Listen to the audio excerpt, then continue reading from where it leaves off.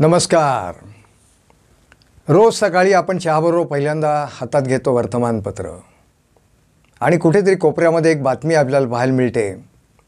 कुठला एक तरुण उद्योजक किंवा कारखानदार, एखादा खेळाडू अचानक हार्ट अटॅकनी त्याचं देहावसन झालेलं असतं आणि त्यापुढे लिहिलेलं असतं त्याला दवाखान्यात नेलं, परंतु डॉक्टरांनी त्याला मृत घोषित केलं. तर आपल्याला काही गोष्टी समजून घ्यायला हव्यात. माणूस नेमका मरतो म्हणजे काय होतं? सामान्यतः आपल्याला वाटतं की माणसाचं हृदय बंद पडलं म्हणजे माणूस मेला. आता हृदय बंद पडण्याच्या अलीकडे थोडासा विषय असतो तो श्वास बंद पडण्याचा. पाण्यात जेव्हा गुदमरून माणूस एखादा मरतो तेव्हा त्याचा श्वास बंद पडतो, श्वास मिळाला नाही म्हणून हृदय बंद पडतं. परंतु त्यावेळेला माणूस मेलेला नसतो.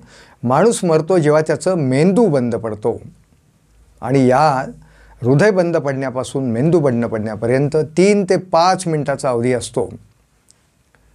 त्याही पलीकडची गोष्ट, बंद पडलेला मेंदू देखील माणसाला मृत घोषित करत नाही, कारण बंद पडलेला मेंदू देखील सुरू होऊ शकतो. आणि म्हणून एक ऐकलेला विषय असेल आपण CPR, कार्डिओ पल्मनरी रिससायटेशन. कार्डिओ म्हणजे हार्ट, बंद पडलेलं हार्ट सुरू करणे. पल्मनरी म्हणजे फुफ्फुसं, बंद पडलेली फुफ्फुसं पुन्हा सुरू करणे.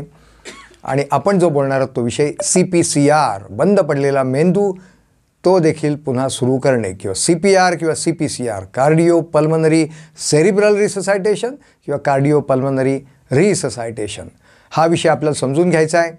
ज्याला कोणाला हे स्किल समजून घ्यायचं आहे त्यांनी संपर्क करावा.